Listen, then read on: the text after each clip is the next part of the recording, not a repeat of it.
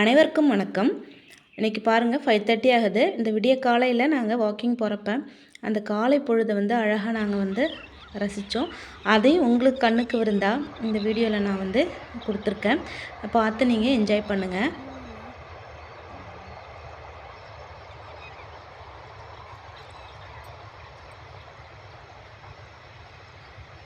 Train போகுது பாருங்கள்.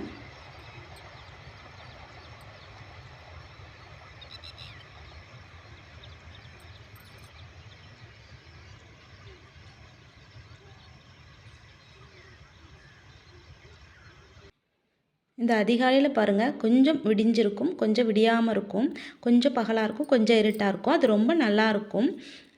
அதனால தான் நான் இதை ஆட் பண்ணியிருக்கேன். காலையிலே நாங்கள் இதை ரசிக்கிறதுனால இது சரி வீடியோ போட்டால் காலையில் இந்த மாதிரி பார்க்காதவங்க பார்த்து கொஞ்சம் மைண்ட் ஃப்ரெஷ் வாங்கன்றதுனால தான் போட்டிருக்கேன். ரொம்ப அமைதியாக இருக்கும். இந்த இடம் அமைதியான இடமா இருக்கும். மயில் பார்த்திங்கன்னா 2 பக்கமும் சத்தம் போட்டுட்ருக்கோம். அதுவும் கேட்குறதுக்கு காதுக்கு ரொம்ப சூப்பராக இருக்கும். எனக்கோ ஒரு நாள் நாங்கள் மயில் பார்க்க முடியும், பல நாள் பார்க்க முடியாது. என்னைக்காவது பார்க்குற அன்றைக்கி நான் வீடியோ எடுத்து போடுறேன். காலையிலே அது கத்துற சத்தமும் அது அழகாக நடந்து போகிறதும் ரொம்ப நல்லாயிருக்கும். அதனால தான் நான் இதை போட்டிருக்கேன். நெக்ஸ்ட்டு பார்த்திங்கன்னா ஒரு சின்ன ஒரு மெசேஜ் சொல்லலாம் அப்படின்னு சொல்லிட்டு தான் நான் இந்த வீடியோ போடுறேன். அது கூட வாக்கிங் முடிச்சுட்டு சமையலையும் இதோட ஆட் பண்ணியிருக்கேன். அந்த என்ன விஷயம் அப்படின்னு சொல்லி நம்ம அதை பேசிகிட்டே வீடியோ பார்க்கலாம். இது காலையிலே பாருங்கள், சூரியன் உதிக்கிற டைம் எவ்வளோ அழகாக இருக்குது பாருங்கள். என்னென்னு பார்த்தீங்கன்னா, ஒரு போன வாரத்தில் எங்கள் வீட்டுக்கு பக்கத்தில் ஒரு இன்சிடென்ட் நடந்துச்சு. ரொம்ப வருத்தமான ஒரு விஷயம் அது. இது என்னென்னு பார்த்தீங்கன்னா, நிறைய பேர் இப்போ லேடிஸும் சரி ஜென்ஸும் வண்டியில் போகிறோம். வண்டியில் போகிறப்ப கவனமாக போங்க. கண்டிப்பாக ஹெல்மெட் போட்டுட்டு போங்க. ஃபேமிலியாக கூட போகலாம், தனியாக கூட போகலாம், டெய்லி ஒர்க்குக்கு போகிறவங்களா இருக்கலாம், இல்லை டெய்லி குழந்தைங்கள ஸ்கூலில் போய் விடுறவங்களா இருக்கலாம். அது ஜென்ஸாக இருந்தாலும் லேடிஸாக இருந்தாலும் அவங்கவுங்களுக்கு பின்னாடி ஒரு ஃபேமிலி இருக்குங்கிறத நம்ம ஸ்ட்ராங்காக மனசில் எப்போவுமே வச்சுட்டு கவனமாக அந்த ஒரு ஞாபகத்தோடு நம்ம வண்டி ஓட்டணும். ஏன்னு பார்த்திங்கன்னா, பக்கத்தில் ஒரு சின்ன ஒரு அழகான ஃபேமிலி, போலீஸாக இருக்கார் அவர். அவங்க ஒய்ஃபு ஹவுஸ் ஒய்ஃபு, ஒரு பாப்பா 3rd படிக்கிறா. சின்ன பாப்பா ஒரு 1.5 வயசு ஆகுது. 2 குழந்தைங்க, 2 பெண் குழந்தைங்க. ஒரு அழகான ஒரு சந்தோஷமாக வாழ்ந்துட்டு இருந்த ஒரு ஃபேமிலி. அவர் அந்த போலீஸ் இப்போ இல்லை, ஆக்சிடெண்ட்டில் இறந்துட்டார். இப்போ இது 1 வீக் கூட ஆகலை. அவர் இறந்துட்டார். ஒரு போலீஸ் ஆஃபீஸர் தான். நான் ஹெல்மெட் போட்டிருந்தாரா என்னன்னு சரியாக தெரியலைங்க. நைட் ட்ராவலில் வந்தார். வாரத்தில் சாட்டர்டே சண்டே மட்டும் லீவுக்கு வீட்டுக்கு வருவாராம் அவர். அவரோட துரதிர்ஷ்டம் பாருங்கள், இண்டிபெண்டன்ஸ் டே அவருக்கு இப்படி அமைஞ்சு போச்சு.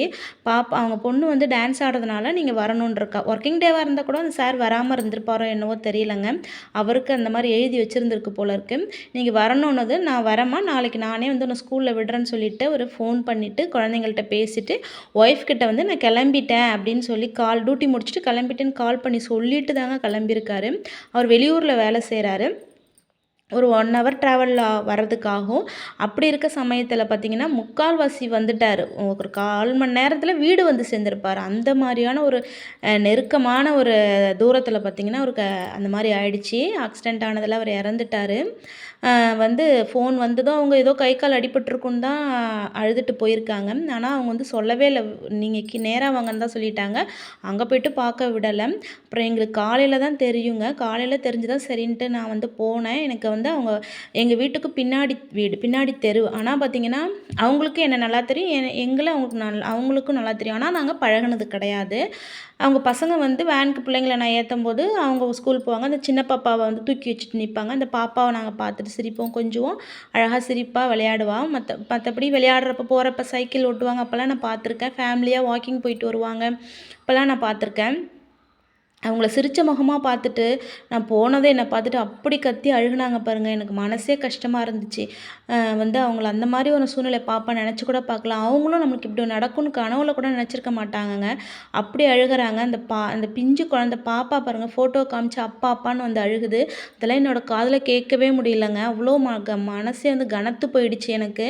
இப்படி ஒரு இதை நம்ம வெளியில் கேள்விப்பட்டிருப்போம், நியூஸில் பார்த்துருப்போம். ஆனால் எனக்கு நேராக பார்த்ததுனால தான் மனசு ரொம்ப பாதிப்படைஞ்சது. வந்துருச்சு. அதனால தான் நம்ம வந்து இந்த ஒரு மீடியாக்குள்ளே இருக்கோம். நம்ம ஒரு தெரிஞ்ச விஷயத்த சொல்லும்போது, ஒரு நல்ல விஷயம் சொல்லும்போது, ஒரு 10 பேர் இத பார்த்து, அவங்க ஒரு செகண்ட் யோசிச்சு, ஒரு கவனமா போறப்ப, வரப்ப இருந்தாங்கன்னா, அது எனக்கு ரொம்ப சந்தோஷம். அத நான் ஷேர் பண்ணிக்கலாம் அப்படின்னு தான் நான் வந்து சொல்றேன். நல்ல விஷயமும் நம்ம ஷேர் பண்ணணும். இந்த மாரி ஒரு ஒரு அவேர்னஸும் நம்ம ஷேர் பண்ணணுங்கிறதுனால தான் நான் சொல்றேன். அழகா சந்தோஷமா இருந்த குடும்பம் இன்னைக்கு தலைகீழ பெரட்டி போட்டுருச்சுங்க. அப்பா இல்லாம தவிக்கிற அந்த குழந்தைங்க, கணவன் இழந்து தவிக்கிற அந்த அவங்க ஒய்ஃபு, அவங்க பார்த்தீங்கன்னா, என்ன பண்ண போறோம் இனிமேன்ற மாதிரி ஒரு கேள்விக்குறியா ஆயிடுச்சு. குழந்தைங்கள நான் எப்படி வளர்ப்பேன்? எப்படி படிக்க வைப்பேன்னு அழறாங்கங்க. ரொம்ப வந்து வருத்தமான ஒரு விஷயம். எவ்வளோ கல் நெஞ்சா இருக்கவங்களும் இந்த இந்த ஒரு காட்சிய பார்த்தாங்கன்னா, அப்படி உறைஞ்சு போயிடுவாங்க. அந்த மாரியான ஒரு விஷயங்க. இந்த பக்கத்தில சுத்தி உள்ளவங்க எல்லாருக்கும் ஒரு பெரிய ஒரு அதிர்ச்சியான ஒரு விஷயம் இது. பெரிய ஒரு மன கஷ்டமான ஒரு விஷயம் இது.